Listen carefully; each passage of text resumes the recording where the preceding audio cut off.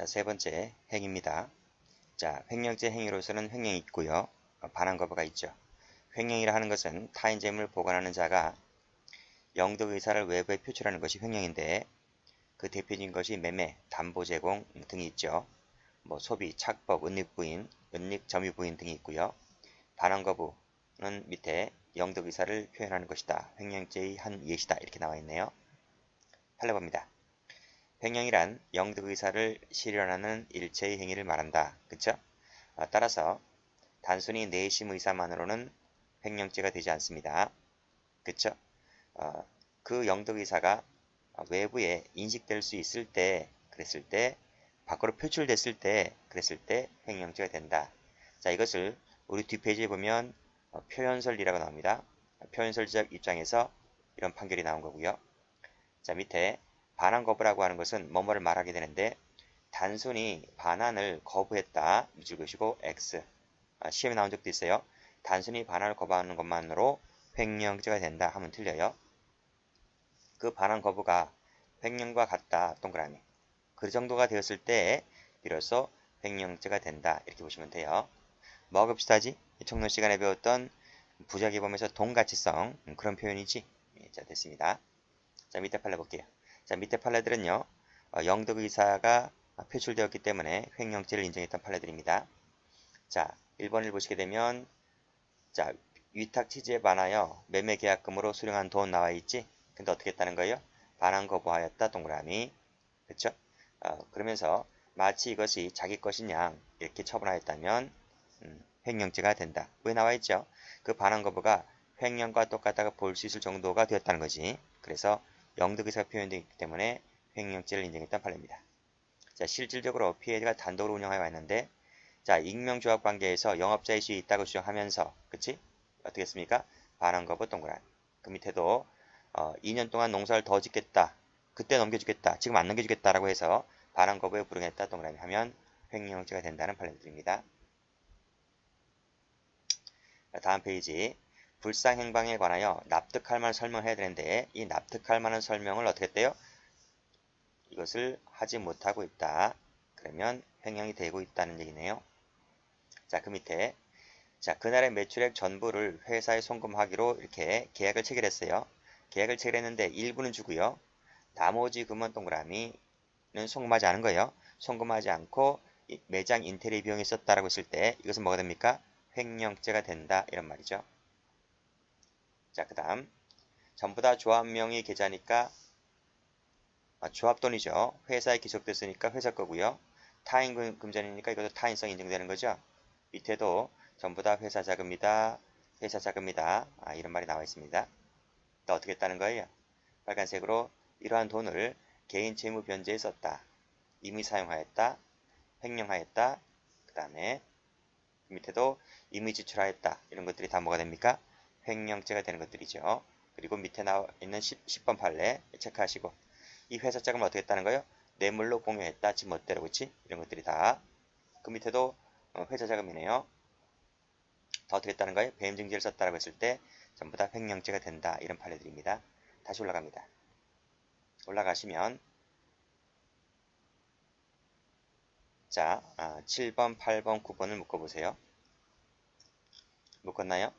자, 7번을 보시게 되면 회사 돈을 인출해서 지 멋대로 썼잖아요. 그럼 횡령죄 기수가 되잖아요. 자, 그 후부터 가로 열고 상환하였다 가로 닫고 그 후에 즉 기수가 된 이후에 대출금을 갚았어요. 상환하였다. 돈 갚았다는 겁니다. 그럼 횡령죄가 없어지나요? 아니에요. 우리 형법에 빠꾸 후지는 없다 했습니다. 그래서 횡령죄는 여전히 기수가 됩니다. 자, 그 다음 8번도 마찬가지지. 횡령하게 되면 그 즉시 기수가 되어버립니다. 근데 밑에 보니까 횡령의 범행을 한 자가 이랬죠. 즉 기수가 된 이후라. 기수가 된 이후라는 겁니다. 기수가 된 이후에 그 대등에게서 그 횡령에 관하여 상계의 의사표시를 하였다. 돈 갚는다고 하였다는 거예요. 그랬다 하더라도 이미 성립한 범죄다. 무슨 말이지? 여전히 기수다. 이런 말이죠. 9번도 보시게 되면 회사 자금을 임의로 인출했을 때 기수가 돼버리죠. 자, 그 후에 가로 열고 다시 입금하였다. 가로 닫고 하더라도 기수 위에 돈 갚는 것은 여전히 기수가 되는 거예요. 자, 그런 취지입니다. 그래서 제가 세 가지를 묶으라 그랬고요.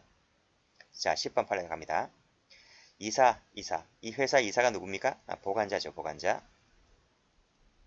보관자가 임무이배하여 보관 중인 회사 자금으로 뇌물을 공유하였다. 라고 하는 것이 오로지 회사의 이익을 도모했다기보다는, 그치? 상대방의 이익을 도모했다거나 또는 다른 목적 때문에 한 것이기 때문에 이것은 횡령죄다. 횡령죄다 이런 말이 됐어요. 그래서 횡령죄도 되고요. 회사 자금을 지 멋대로 썼으니까 횡령죄도 되고, 뇌물을 공유했기 때문에 뭐도 되는 거예요? 플러스 뇌물 공유죄도 되는 거예요. 그래서 경합범이 됩니다. 땡땡 경합범. 이렇게 기출 문제에 나온 적이 있습니다.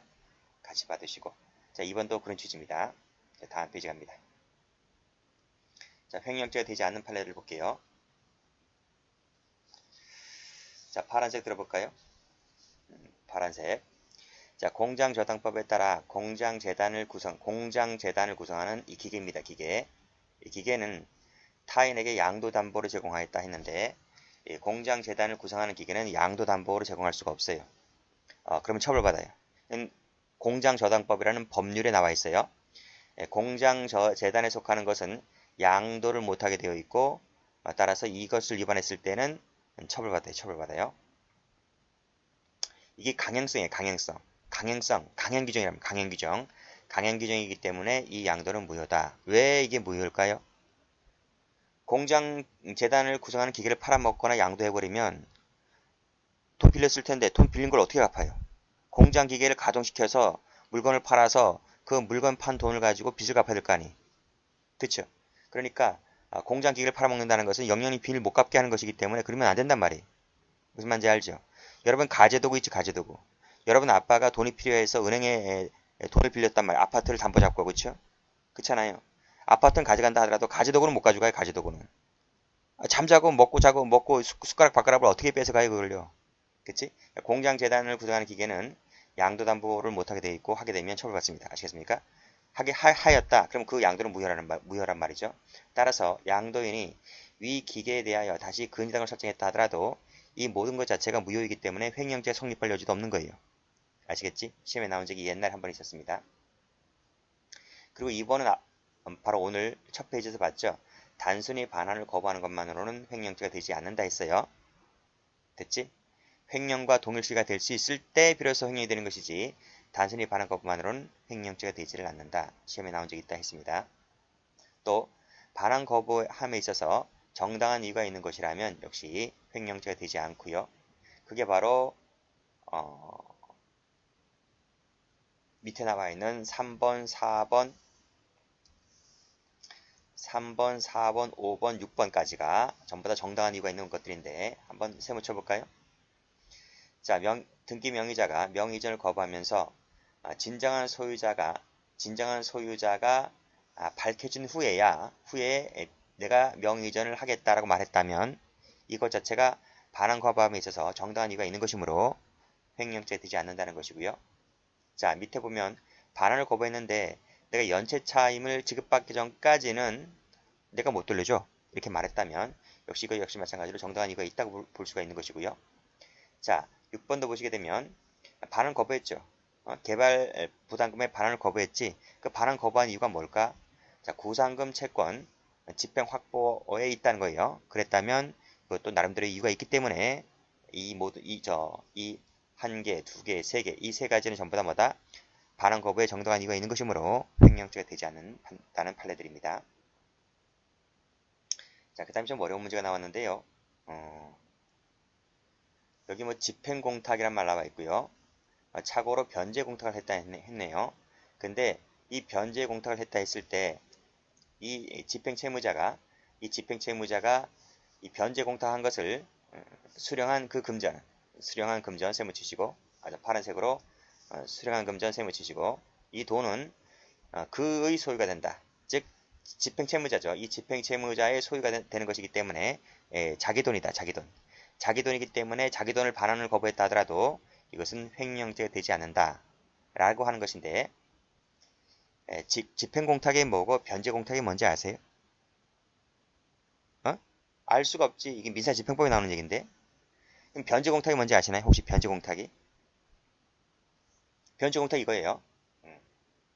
좀 어렵지만 한번 그냥 들으세요. 필기하려면 힘드니까 한번 듣고 이게 이런 개념이구나 이렇게 보시면 돼요. 자, 예를 한번 들어볼게요. A가 있고 B가 있어요. 이 사람이 채권자예요. 그리고 B가 채무자예요. 자, 이 사람이 1억을 빌려줬어요. 1억을 빌려주었다. 그리고 B는 이제 아파트를 담보로 제공한 거예요. 이 아파트가 하나 있는데, 그치? 그래서 이제 채권자가 1억을 빌려준 거예요. 자, 이제 기간이 왔어요. 와서 이 채무자가 1억에다가 이자를 합쳐서 이제 채권자에게 갚으려고 해요. 갚으려고 하는데 채권자가 안 받아요.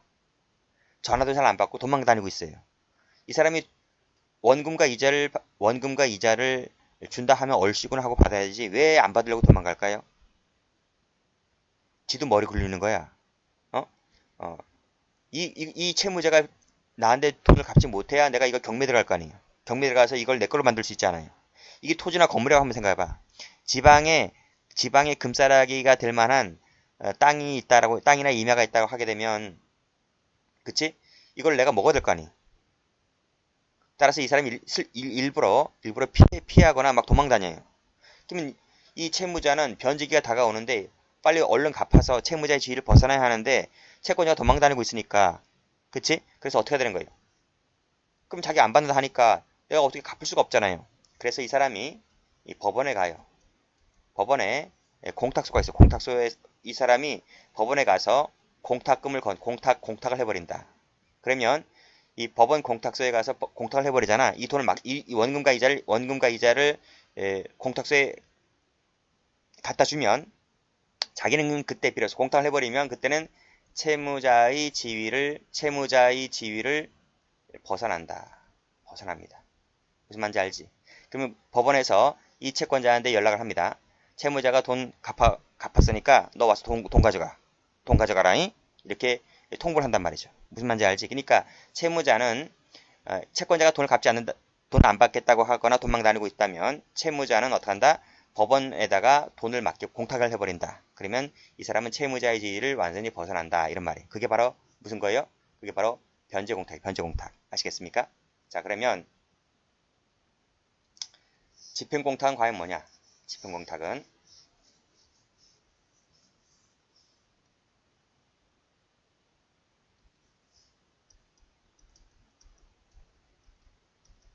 집행공탁은 뭐냐? 자, A가 있고 B가 있어요. 이 사람이 채권자예요. 이 사람이 채무자예요. 채권자가 채무자에 대해서 500만 원을 빌려줬다.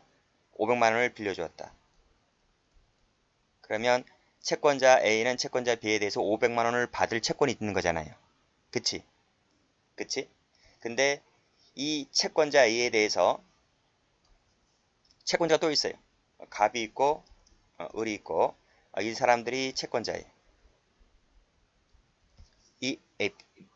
A는 뭐예요? A는 채무자예요. 갑은 A에 대해서 1000만 원을 받을 돈이 있어요. 을은 A에 대해서 500만 원을 받을 돈이 있어요. 근데 A가 안 갚아요. A가 안 갚고 A가 돈이 있는 것은 B에게 받을 돈 500만 원밖에 없는 거예요. 무슨 말인지 알지? 그러니까 A가 안 갚기 때문에, A가 돈을 갚지 않기 때문에 이 채권자 갑과 을이 1000만 원, 500만 원을 이걸 근거해서 A가 B에게 가지고 있던 이 500만 원 채권을 어떻게 해요? 압류를 해버려요. 압류를 해버린단 말이에요. 이 500만 원 전액에 대해서 압류를 해버리고 이 압류 딱지가 이 B에게 통보가 돼요. 통보가 된단 말입니다. B가 그 통보를 받았죠. 받게 되면 어떻게 되는 거지? 이 사람에게 돈을 주면 안 되잖아, 그치? 그래서 그럼 이 B는 과연 자기가 돈을 500만 원을 갚아야 되는데 500을 갚아야 되는데 갑은 A에 대해서 1000을 받을 것이 있고 을은 A에 대해서 500을 받을 것이 있는 거예요. 그럼 내가 도대체 과연 갑에게는 얼마를 줘야 되고 을에게는 얼마를 줘야 되는지 이 사람이 뭐 정확히 알 수가 없잖아요. 그렇죠? 그랬을 때 이 B가 법원에 가서 500을 갚아버려요. 500을 공탁 걸어버려요. 공탁 걸어버리고 법원이 알아서 값과 금액이 얼마 줄지를 법원이 정할 거 아닙니까? 그쵸? 그치? 법원이 이렇게 통보를 한다니까요. 이 채무자가 이 B라는 채무자가 여기다 공탁 걸어놨으니까 채권자들 니네들은 여기 와서 채권액에 비례해서 찾아가라 이렇게 하는 것이 바로 뭐다? 이 B가 법원에 맡긴 돈 공탁금을 뭐라 불러요? 이것을 집행공탁이고 집행공탁. 무슨 말인지 알겠지? 그래서 앞에 있는 변제공탁과 집행공탁에 약간 차이가 있습니다. 가볼게요.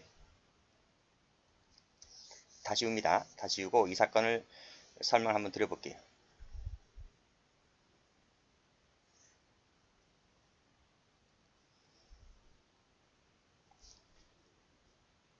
자, 2번 한번 볼까요? 2번. 자, 피고인이 있어요. 피고인이 있는데, 피고인이 있다. 피고인이 있는데, 이 사람이 땅을 갖고 있어요. 땅 소유자입니다. 근데 이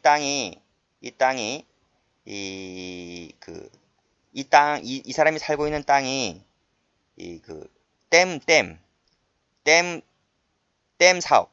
사업으로 인해서 이 땅이, 편입됩니다. 편입돼서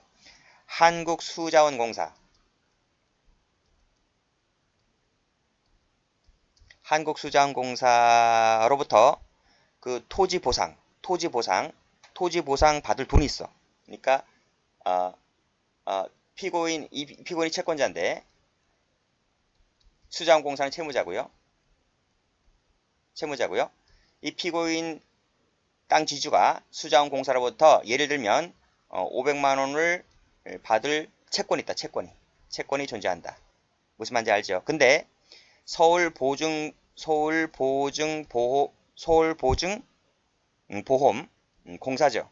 이 공사가 피고인에 대해서 또 채권자고 이 사람은 채무자고. 그러니까 이 사람은 집행채권자, 이 사람은 집행채무자. 여기 1000만 원 받을 돈이 있다. 1000만 원 받을 돈이. 근데 이 사람이 피고인이 돈을 갚지 않기 때문에 이 서울보증보험공사가 이 피고인이 수자원공사로부터 받을 돈 500만 원에 대해서 어떻게 걸어놨어요? 압류 걸어놨어. 압류 걸었고 이것이 피고인에게 통보가 됐단 말입니다. 무슨 말인지 알겠지? 그러니까 무슨 공탁이야? 집행공탁이지, 집행공탁. 그러면 이것이 피고인에게 통보가 되었고 수자원공사에 통보가 됐잖아요. 그러면 수자원공사는 이 500을 피고인에게 주어야 하는데 피고인에게 주면 안 되죠. 주는 것이 안 되죠. 그리고 또 피고인도 통보를 받았기 때문에 수자원공사로부터 500을 받으면 안 되는 거예요. 그러니까 수자원공사는 피고인에 돈을 줘서는 안 되고 피고인도 수자원공사로부터 돈을 받으면 안 되는 거예요. 무슨 말인지 알겠죠? 근데 만약에 수자원공사가 싫어. 난 줄래. 난 얘한테 줄 거야. 준다라고 하게 되면 그 돈은 누구 돈이 된다? 그 돈은 피고인 돈이 된다는 것이 판례입니다. 아시겠습니까? 근데 여기서 진짜 줘요. 주는데 직접 주는 것이 아니라 법원에다가 공탁을 거는데 이 공탁을 무슨 공탁을 해야 돼? 집행공탁 해야지. 지금 방금 봤던 이 집행공탁을 하는 것이 맞잖아요. 그치? 집행공탁을 해야 되는데 수자원공사가 실수로 이것을 집행공탁을 하지 않고 변제공탁을 한 거야. 변제공탁을 했다. 그러면 법원에다가 변제공탁을 했으니까 법원주 공무원 이거 변제공탁이네? 라고 해서 이 피고인에게 통보를 했어요. 수자원공사가 변제공탁을 했으니까 너 돈 찾아가라 이렇게 했단 말입니다. 그쵸? 그래서 이 피고인이 이게 웬 떡이냐? 라고 해서 이 피고인이 법원에 가서 이것을 수령했다는 거예요. 자, 그걸 뒤늦게 알았어요. 누가 알았냐면 수자원공사가 뒤늦게 한 거야. 이거 큰일 났다. 내가 공탁을 잘못했다. 집행공탁을 해야 되는데 변제공탁을 했네. 잘못했네. 그래서 이 수자원공사가 찾아가서 야, 그 돈 내놔. 했는데 피고인이 일단 받았잖아요. 피고인이 거부했어요. 거부해서 수자원공사가 피고인에게 소송 걸었어. 횡령죄로. 된다 안 된다? 횡령죄 안 된다. 변제공탁한 것을 받은 것은 받자마자 이것은 피고인 소유가 되는 것이기 때문에 피고인이 수자원공사에게 반환거부를 했다 할지라도 이것은 횡령죄가 되지 않는다라고 하는 것이 판례입니다. 자, 가볼게요. 자, 제3채무자가 집행공탁해야 할 것을 착오로 변제공탁했다 했을 때 이 집행채무자가 누구예요? 이 피고인이란 말이야. 피고인. 집행채무자가 수령한 금전은 그러면 이 제3채무자 누군데? 수자원공사죠. 수령한 금전은 역시 그의 소유가 된다. 즉 집행채무자 소유자가 되는 것이다. 따라서 채무자가 그 금전을 채권자에게 반환하는 것을 거부했다 하더라도 횡령죄가 되지를 않는다. 이런 말이고요. 자, 2번 피고인이 자기 공유 토지가 다목적된 사업 구역이 편입됨으로써 수자원공사에 대해서 가지게 된 토지 보상금 채권에 관하여 피고인의 채권자 갑회사, 이게 보증보험회사입니다. 압류 및 추심 명령을 받아서 그 명령이 피고인에 송달되었는데 그 후 수자원공사가 업무 착오로 집행공탁이 아닌 이 변제공탁한 것을 피고인이 이를 수령하였다. 그치? 변제공탁 밑줄 그시고 이를 피고인이 수령하였다면 이건 누구 돈이다? 이것은 이퀄 피고인 소유다. 라는 것이 판례입니다. 따라서 수자원공사가 실수로 했기 때문에 다시 반환 요구를 했다 하더라도 이걸 거절했다 하더라도 횡령죄가 된다 안 된다? 안 된다. 안 된다. 그래서 무죄가 된다. 라는 판례가 됩니다. 됐지? 자, 다음 판례 가보죠. 자, 다음 페이지 가보시면 기수식이네요. 자, 횡령죄는 미수 처벌 조항을 두고 있습니다. 미수범 처벌 조항을 두고 있다. 자, 여기서 어떤 경우에 미수를 인정해 줄 수 있을까가 문제가 된다. 학설은 두 가지가 있어요. 표현설이 있고 실현설이 있는데 거의 대부분의 학설은 표현설을 취하는 것이 일반적입니다. 그래서 우리 다수설은 표현설적 입장으로 가죠. 자, 그게 무슨가 하면 영득의사가 외부에 표현되면 곧장 기수다. 곧장 기수이기 때문에 따라서 미수라고 하는 것은 인정할 여지가 거의 없다라는 것이 일반적이었거든요. 근데 이런 설도 있어요. 실현설이라는 설도 있는데 이건 영득의사가 실현됐을 때 기수가 되고 실현되지 못하면 미수다. 즉 이전 등기를 하면 기수가 되고 이전 등기를 못하고 뭐 착수금으로 끝나게 되면 미수다. 이런 논리인데요. 판례는 주로 표현설 입장이다. 보통 동전이나 동산하고 금전 같은 경우에는 이 표현설적 입장을 취하고요. 이 실현설 같은 경우에는 이 부동산 같은 경우에 실현설을 취한다. 이렇게 정리를 해두시면 될 것 같아요. 자, 밑에 피고인이 자기 점유하였던 피고인 소유의 원사에 대하여 영득의사로 연사의 가공행위를 하였다. 원사가 뭐지? 이 한자 읽을 줄 아시나? 오리지널 할 때 그 원입니다. 원. 그러니까 직물의 원료가 되는 실. 원료. 이 사자가 실사자입니다. 실사자. 직물의 원료가 되는 실을 원사라 해요. 자, 영득의사로 연사를 했다. 우리가 연마했다 할 때가 이 연자야. 단련했다 할 때가 체력을 단련했다 할 때 연자가 이 연자고 그 금속을 이 망치로 두들겨서 칼을 만들잖아요. 그치? 그 연마할 때 연자가 이 연자야. 그러니까 이 연사라고 하는 것은 뭐냐면 생실을 비누나 잿물에 담가서 광택이 나게 만든 실을 연사라 불러요. 연사. 아시겠죠? 그러니까 원사를 잿물이나 비눗물에 담가서 연사로 만들게 되면 그 자체가 영득의사가 외부에 표현되는 것이기 때문에 바로 기수가 된다는 논리죠. 여기서 외부에 표현됐다고 해서 이거를 표현설이다 이렇게 부르고요. 그러면 기수가 된다. 그쵸? 자, 2번 판례가 이제 부동산 얘기네요. 부동산 같은 경우에는 그 밑에 등기를 마치는데 기수가 된다. 라고 해서 이 부동산은 등기를 마치면 기수가 되고 등기를 못 마치면 미수가 됩니다. 이것은 실현설을 취한 거지. 그쵸? 횡령죄 첫 페이지 보세요. 횡령죄 그 첫 번째 서론 나와 있지? 거기 제가 불법 영득의사 말했을 때 필기해드렸잖아요. 실현설, 표현설 다 필기해드렸죠? 자, 수목처분 사건 가볼게요. 자, 피고인이 피해자로부터 위탁하여 식재 관리하여던 나무들을 피해자 모르게 제3자에게 매도하는 계약을 체결하고 제3자로부터 계약금을 수령하였다 했습니다. 자, 여기서 계약금 동그라미 쳐보세요. 상태에서 피해자에게 적발되었다 라고 했는데 만약에 이것을 표현설을 취하게 되면 영득의사가 외부에 표출되면 무조건 기수가 되잖아요. 따라서 그러면 이 수목처분 사건 같은 경우에는 계약금 하는 순간 영득의사 밖으로 표출된 것이기 때문에 기수로 가야 된다는 것이 맞겠죠. 그런데 판례가 뭐라 그래요? 이건 미수다. 미수가 된다는 말은 이것은 표현서를 취한 것 같아요? 실현서를 취한 것 같아요? 그렇지. 실현서를 취한 것이다. 실현서를 취한 것이다. 이렇게 보시면 돼요. 자, 이 판례의 의의가 뭘까요? 제가 말씀드렸잖아. 금전과 동사는 표현설 접장이었다. 그치? 근데 과거 이 판례가 지금 2012년도에 나왔잖아요. 그치? 이 판례가 나오기 전까지만 하더라도 우리 학설과 판례의 대부분은요.